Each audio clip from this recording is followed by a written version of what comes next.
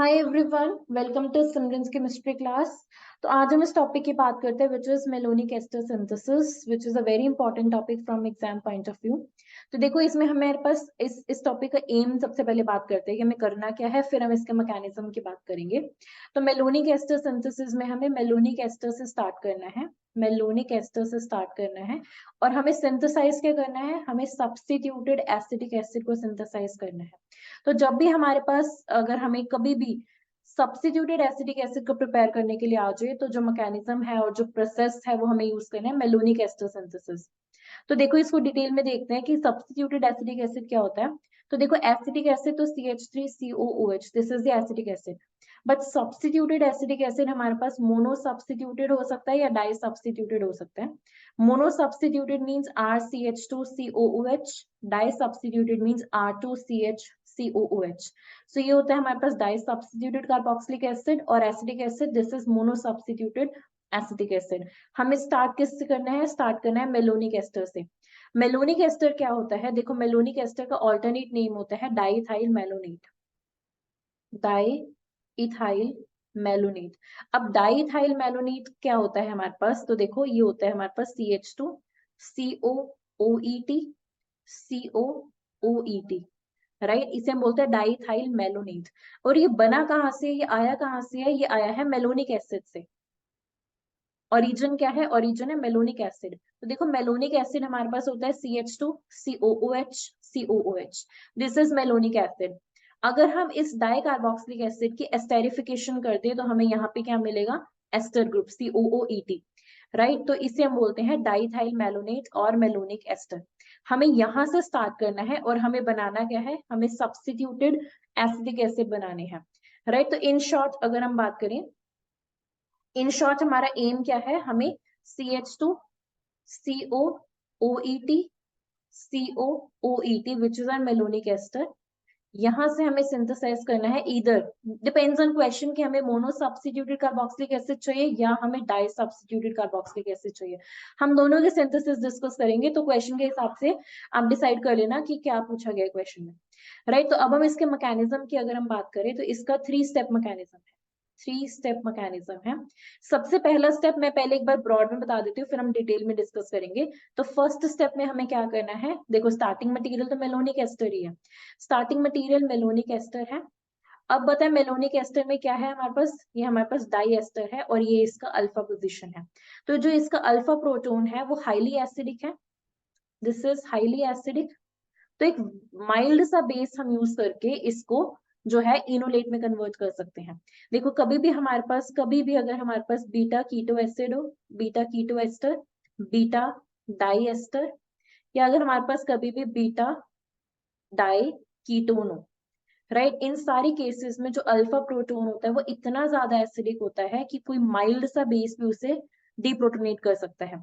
तो देखो, अगर किसी को प्रॉब्लम है कि बीटा कीटो एस्टर क्या होते हैं, तो अगर हम बात करते हैं बीटा कीटो एस्टर की, तो this is CH2COOET COCH3, this is example of beta keto ester, right. This is alpha, this is beta.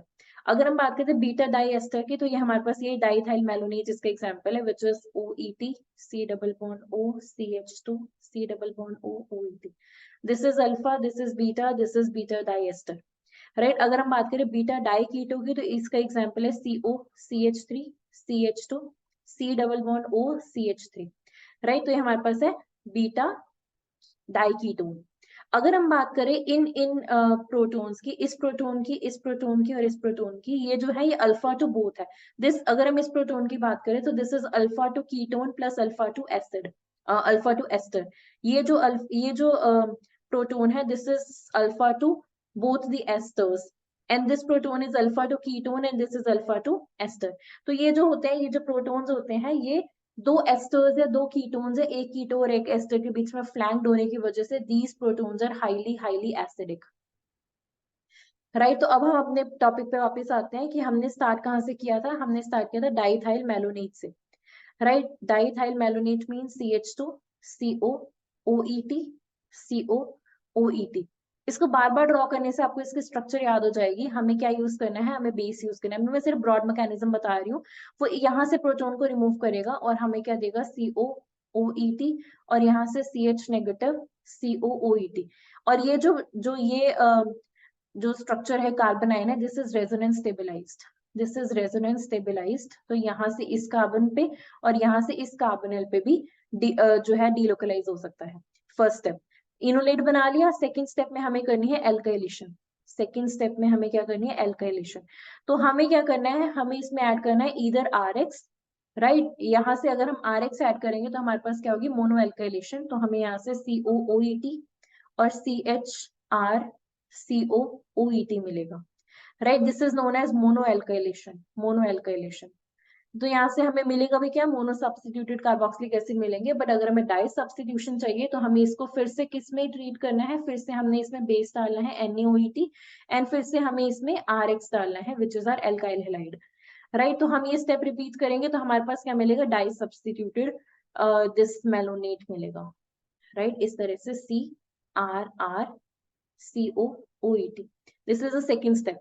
Now if you talk about the third step में हमें करना क्या है, देखो फर्स्ट स्टेप में हमने इनोलेट बनाया, सेकंड स्टेप में एल्काइलेशन की। अब हमें थर्ड स्टेप में क्या करना है, third step is hydrolysis plus decarboxylation, hydrolysis plus decarboxylation.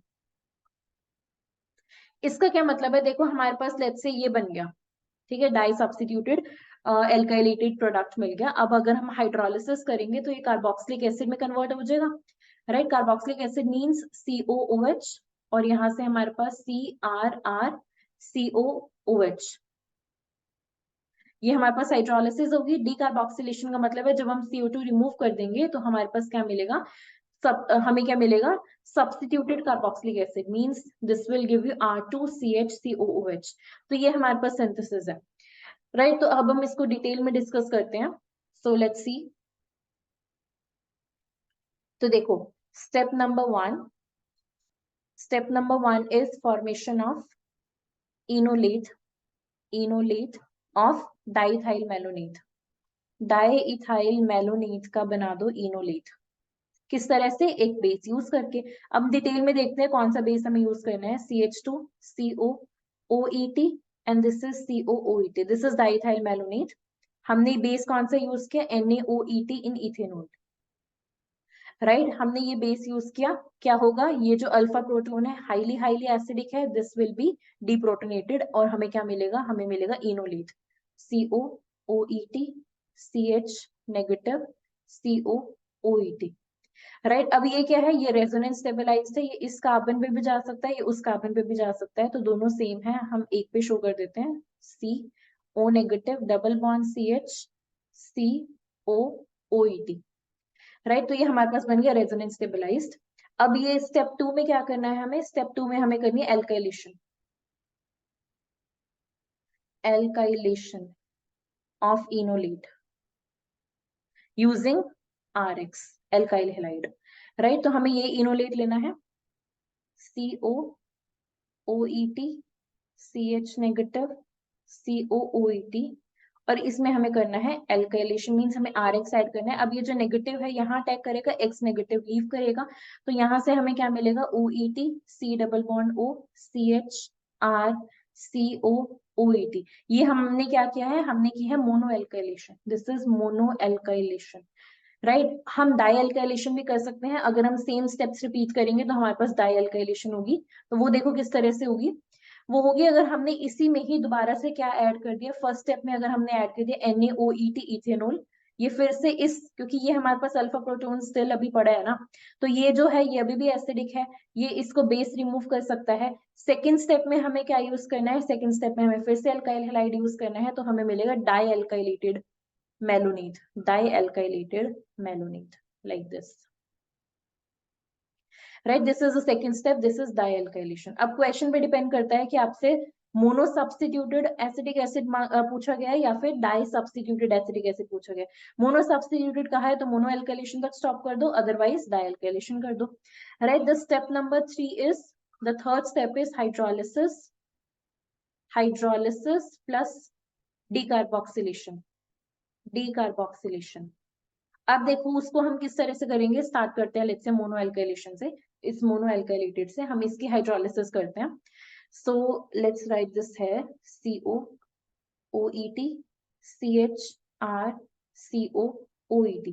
अब इसकी हाइड्रोलिसिस किस तरह से कर सकते हैं, हमने इसमें OH नेगेटिव डाला, राइट। सेकेंड स्टेप में हमने इसमें इसको न्यूट्रलाइज कर दिया, वर्कअप करा दिया, राइट। तो ये स्टेप कराने के बाद हमारे पास क्या होगा, तो ये देखो हमारे पास ये एस्टर है, एस्टर किस में कन्वर्ट हो जाएगा, हाइड्रोलिसिस करके कार्बोक्सिलिक एसिड में।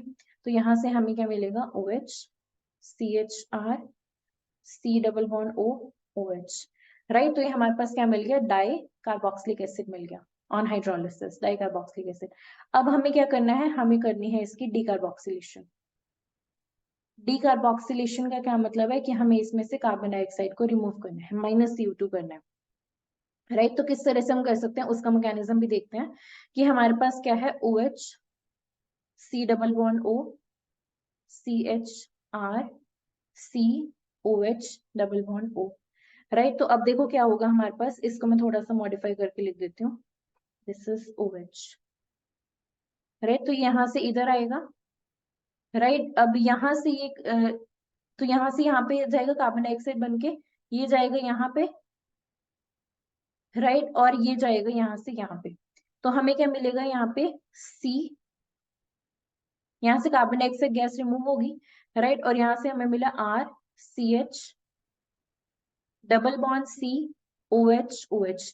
तो ये हमें क्या मिला, एसिड इनोल मिला, this is the acid enol, carboxylic acid का इनोल मिला, जो कि क्या होगा, जो कि टोटोमेराइज होगा। देखो किस तरह से टोटोमेराइज करना है हमने इसको, tautomerize means equilibrium, R CH2 COOH, right? So this is our substituted acetic acid, mono substituted acetic acid. क्यों, क्योंकि हमने यहाँ पे मोनो एल्काइलेटेड से स्टार्ट किया था, वी स्टार्टेड फ्रॉम मोनो एल्काइलेटेड, तो हमें मोनो सब्स्टिट्यूटेड मिला है। अगर हम डाई एल्काइलेटेड से स्टार्ट करते तो हमें डाई सब्स्टिट्यूटेड एसिटिक एसिड मिलता, राइट। तो ये इस तरह से हमने इसको प्रोसीड करना है और ये इसका मैकेनिज्म है। इसको समराइज करते हैं हम मेलोनिक एस्टर सिंथेसिस को, malonic ester synthesis.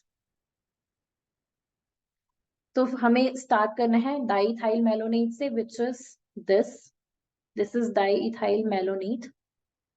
First step में क्या करना है हमें, सबसे पहले स्टेप में हमें यूज करना है NaOET और base, NaOET is the base, right. सबसे पहले स्टेप में हमें बेस यूज करना है। सेकेंड स्टेप में हमें क्या करनी है, एल्काइलेशन करनी है, RH, राइट। तो सेकेंड स्टेप हो गया एल्काइलेशन का। थर्ड स्टेप में हमें क्या करनी है, hydrolysis and decarboxylation.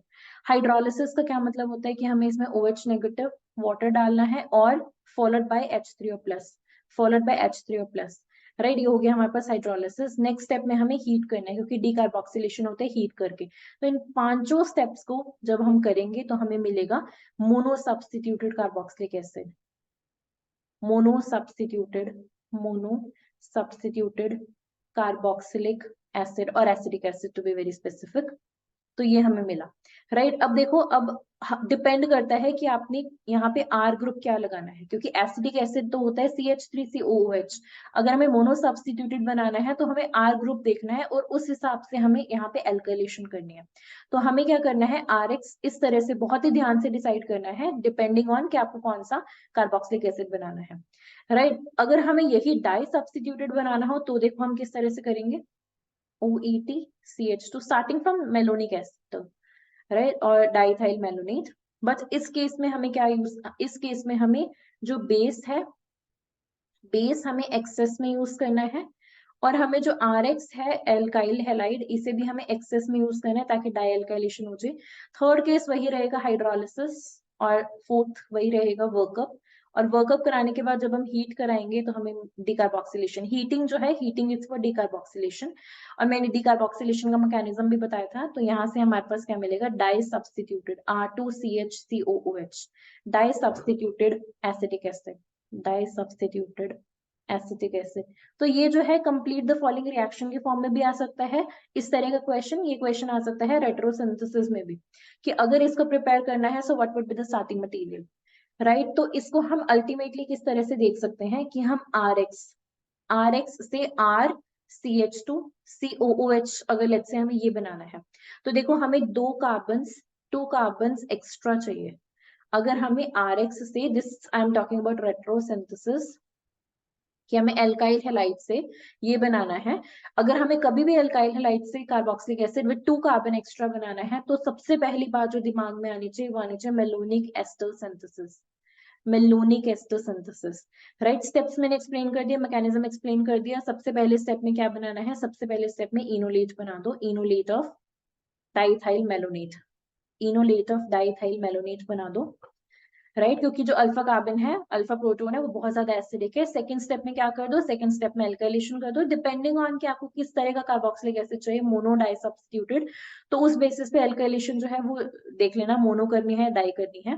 Third step में हमने क्या करना है, third step is hydrolysis plus decarboxylation, hydrolysis plus decarboxylation, right. जो हाइड्रोलिसिस है वो हमने कैसे हाइड्रोलिसिस करनी है, जब हम हाइड्रोलिसिस करेंगे तो जो हमारे पास एस्टर है वो कन्वर्ट हो जाएगा एसिड में, और डीकार्बोक्सिलेशन करने पे CO2 रिमूव हो जाएगी। डीकार्बोक्सिलेशन कैसे होती है, हीटिंग करके, हीट कर दो डीकार्बोक्सिलेशन हो जाएगी, right. So this is the whole mechanism about diethyl about malonic ester synthesis, right. तो इस तरह से हमने बना दिया इसे सब्स्टिट्यूटेड एसिडिक एसिड।